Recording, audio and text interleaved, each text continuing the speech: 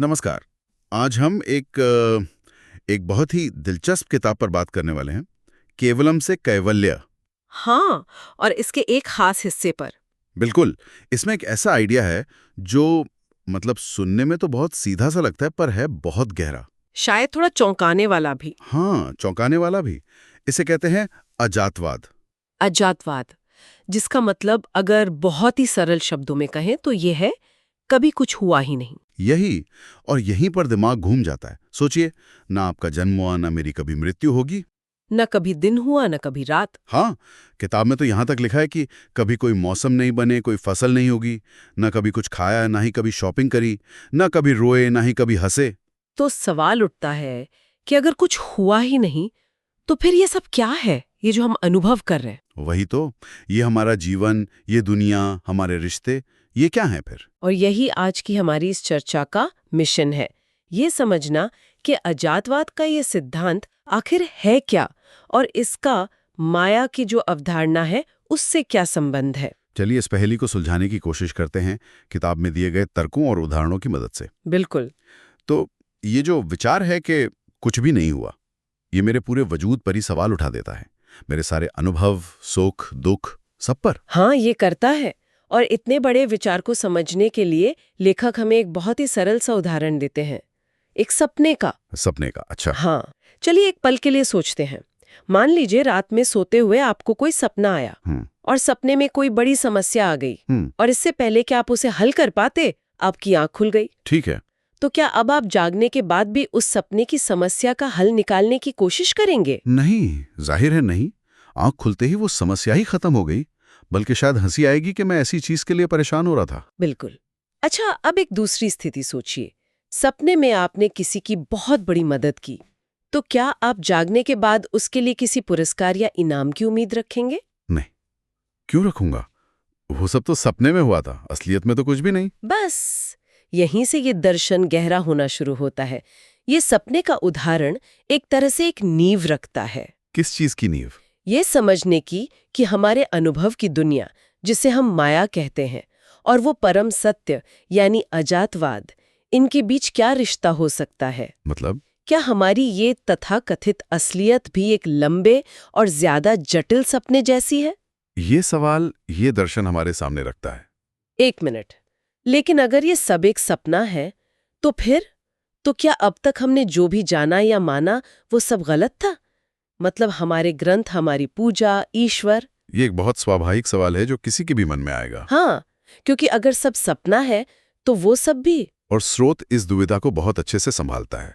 वो ये नहीं कहता कि पिछला ज्ञान व्यर्थ है। अच्छा, नहीं, बल्कि वो कहते हैं कि वो ज्ञान आगे की और गहरी समझ के लिए एक आधार है, एक सीढ़ी है। तो मतलब पिछला ज्ञान बेकार नहीं है, बल्कि वो आगे के लिए एक बुनियाद है। बिल्कुल, जैसे किसी इमारत पर चढ़ने के लिए पहली सीढ़ी जरूरी होती है, उसे बेकार नहीं कह सकते। ठीक है, तो वो बुनियाद क्या है, कहाँ से शुरू करें? वो बुनियाद एक ऐसी प्रस्तावना है जो हम सब ने कहीं ना कहीं सुनी है। ईश्वर हर किसी के अंदर है।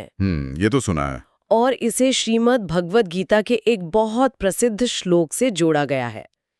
यदा यदा ही धर्मस्य ग्लानिर्भवति भारत अभ्युत्थानम अधर्मस्य तदात्मानं सृजाम्यहम्। हाँ, कि जब जब धर्म की हानि होगी मैं अवतार लूंगा। सही है। लेकिन किताब एक बहुत दिलचस्प नुक्ता उठाती है। भगवान ने ये कहा कि वो अवतार लेंगे, पर ये तो नहीं कहा कि वो हर बार शंख, चक्र, गदा के साथ एक भव्य रूप में ही आएंगे। अरे वाह, ये तो मैंने कभी इस तरह से सोचा ही नहीं। है ना? इसका मतलब तो ये हुआ कि ईश्वर का अवतार किसी भी रूप में हो सकता है। एक आम इंसान के रूप में भी। हाँ, वो किसी व्यक्ति के रूप में छोटे अंश मात्र से भी अवतरित हो सकते हैं, जो बस उनके संदेश को आगे बढ़ाए। और ये हमें हमारी धारणा की सीमाओं की तरफ ले जाता है। हमारी धारणा की सीमाएं? हाँ, कि हम उतना ही देख और समझ सकते हैं जितनी हमारी क्षमता है। इसको समझाने के लिए भी किताब में बड़ा अच्छा उदाहरण है, एक विशाल हाथी का और उसकी पीठ पर चल रहे एक छोटे से कीड़े का। जरा सोचिए, उस कीड़े के लिए वो हाथी क्या होगा? बस एक चलती फिरती खुरदरी जमीन। उसे शायद कभी पता ही न चले कि वो एक जीवित प्राणी पर सवारी कर रहा था। बहुत अच्छा उदाहरण है ये। है ना? एक और उदाहरण आसमान का है। हम आसमान में कितना भी ऊपर उड़ जाएं, पूरा आकाश एक साथ नहीं देख सकते। अंतरिक्ष यात्री भी पृथ्वी देख सकते हैं, लेकिन पूरा ब्रह्मांड तो नहीं देख सकते। हाँ, देखने की एक हद है, तो ये हद क्यों है? क्या ये हमारी आंखों की सीमा है? आंखों से ज्यादा ये हमारे मस्तिष्क की कार्यप्रणाली से जुड़ा है। स्रोत में ये समझाया गया है कि हम असल में चीजों को नहीं देखते, हमारा मस्तिष्क परावर्तित प्रकाश को प्रोसेस करता है। मतलब एक प्रोग्राम के तहत? बिल्कुल, और उस प्रोग्राम की अपनी एक सीमा है। हमारे दिमाग में जो लॉजिक प्रोग्राम किया गया है, हम उतना ही देख और समझ सकते हैं। महाभारत का भी एक प्रसंग है इसमें, जब भीम हनुमान जी से उनका विराट रूप दिखाने की प्रार्थना करते हैं। हाँ, और हनुमान जी का जवाब बहुत गहरा है। वो कहते हैं, ठीक है, मैं तुम्हें उतना विशाल दिखा देता हूँ जितना तुम देख पाओ। जितना तुम देख पाओ, ये नहीं कि यह मेरा असली रूप है। बिल्कुल, ये हमारी सीमित ग्रहण क्षमता को दिखाता है। कमाल है। तो सत्य हमेशा वहां है, बस हम उसका कितना अंश देख पाते हैं, ये हम पर है। ठीक है, तो अब तक हमने समझा अजातवाद, सपने का उदाहरण और हमारी सीमाएं। लेकिन अब मुझे लगता है कि हम चर्चा के सबसे दिलचस्प मोड़ पर आ रहे हैं। हाँ, अब विरोधाभास का समय है। किताब पहले ये कहती है कि भौतिक आंखों से देखा सुना गया सब कुछ माया है। एक प्रोजेक्टर के पर्दे की तरह। हाँ, एक 3D फिल्म की तरह, जहां हमें पर्दा भी महसूस नहीं होता। लगता है सब कुछ सच में हमारे सामने हो रहा है। यहाँ तक तो ठीक है, ये वेदांत का एक जाना माना सिद्धांत है। लेकिन फिर एक बयान आता है जो सब कुछ बदल देता है, और वो ये है, माया संसार, देवी देवता, रामायण, महाभारत, आपका जीवन, नौकरी, व्यवसाय, दोस्त, दुश्मन, शादी, मृत्यु आदि सब पूर्ण सत्य है। अब यहां मैं थोड़ा उलझ गया। पहले का सब माया है, एक सपना है, और अब कह रहे हैं कि मेरा जीवन, मेरी नौकरी, सब कुछ पूर्ण सत्य है। ये दोनों बातें एक साथ कैसे सच हो सकती हैं? हाँ, ये तो विरोधाभासी है। और यही इस दर्शन की खूबसूरती है। ये इस विरोधाभास को सुलझाता है, और तर्क बहुत सीधा है।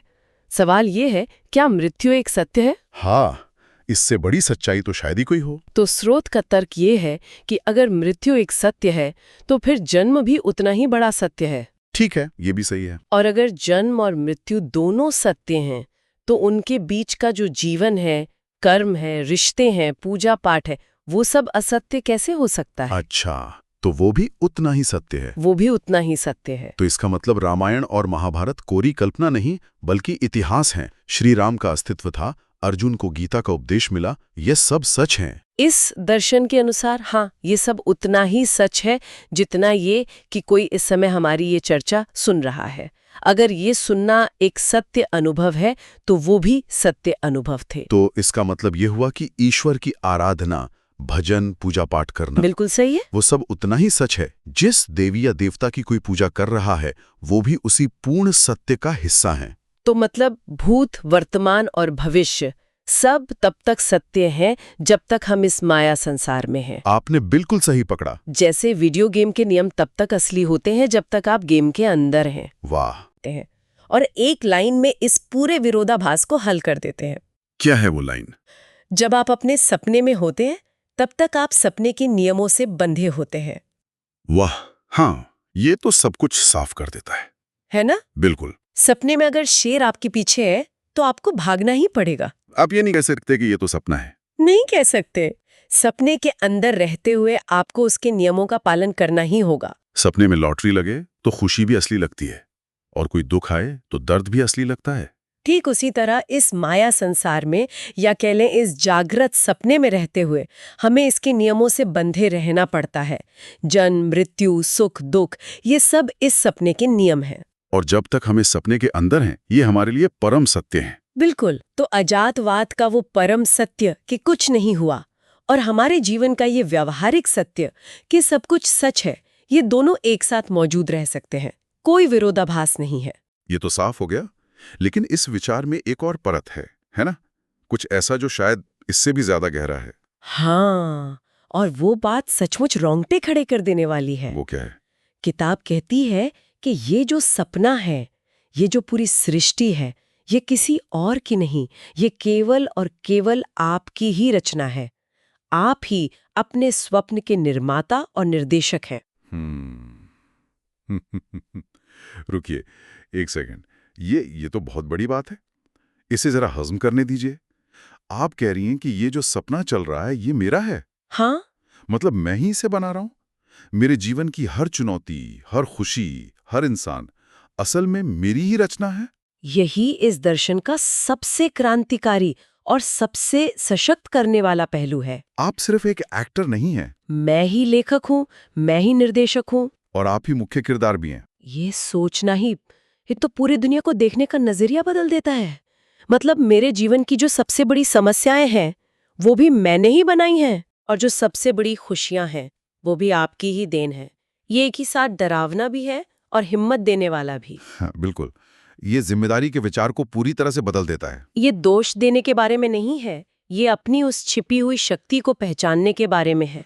सोचकर देखिए कि हम कितने समर्थ हैं। कि हम अपने अंदर से एक पूरी सृष्टि का निर्माण कर सकते हैं। हाँ, उस सपने में दिखने वाली छोटी से छोटी डिटेल, एक पत्ती का हिलना, किसी की मुस्कान, आसमान का रंग, सब कुछ हमारी ही चेतना का विस्तार है।